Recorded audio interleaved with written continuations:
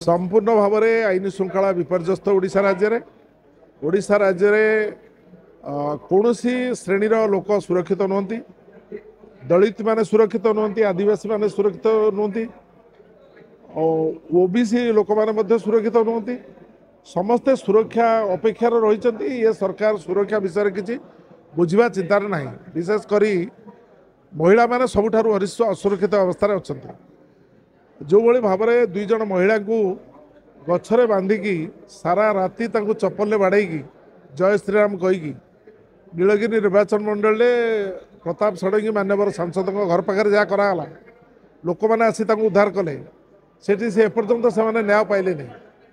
बलांगीर रे जड़े आदिवासी युवती से गोटे पोखरी पानी उठाऊले जय श्रीराम करके जो भली भाव में बीजेपी कर्मकर्ता माने तांकू बाड़ेले एवं विष्ठा खोईदे।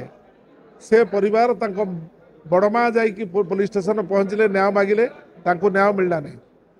जितेबाला राज्यर मुख्यमंत्री मोहन माझी हाथी उपर चढ़ी जाऊले कंसराजा पछरे बरगढ़ रे सेतिकी बेले जड़े युवती को लेकिन गोटे ग्रुप तांको प्रति गण दुष्कर्म कले। बापा माँ आसिकी पुलिस पाखे पहुँचले, अनुरोध कले। पुलिस कहले मुख्यमंत्री हाथी उपर अच्छा केतल कौन असुविधा होमें तुम से गण दुष्कर्म करूँ जहाँ करूँ आम छाड़ी जापरूनी। से गण दुष्कर्म शिकार हेले पुलिस किंतु मुख्यमंत्री हाथी ओह्लैवा पर्यंत मुख्यमंत्री पाखे रही।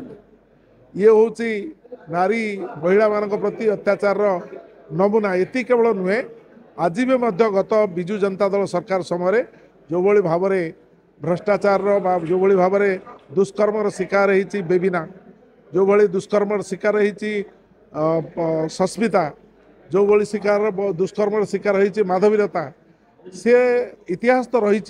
से न्याय मागुंट बर्तमान अर्धा से मरी जाइछन्ति, आत्महत्या कर अधा स्वर्ग से न्याय मागुंट। ये मोहन बाबू क्षमता को आसवा पूर्व सरकार ये कही आम आसिले न्याय देदेबू। 9 मास होगा विषय एंकर मनर भी ना। तेणु सबुठू बड़ असुरक्षित अवस्था महिला मैंने अच्छा। राजरास्तार दिन द्विप्रहर एकुटिया जीवा परिस्थिति ना ओडिशा राज्य। तेणु नारी असुरक्षित, चाषी असुरक्षित एवं गत होली दिन प्रत्यक्ष दिवालोक 6 जन लोक हत्या कराई। ये सरकार किसी बुझा परिस्थिति ना एवं हत्या को गोटे साधारण घटना बोली ये सरकार भावुची। एवं एबे ये सरकार बाहरी पड़ी जे नवदासंकर फाइल को उन्मोचन करने। मु खाली चाहूँगी नवदास मोर सान भाई, नवदास मो टीम रे काम करते। नवदास परवर्ती अवस्था विजु जनता दल सरकार रे से कैबिनेट मंत्री होते।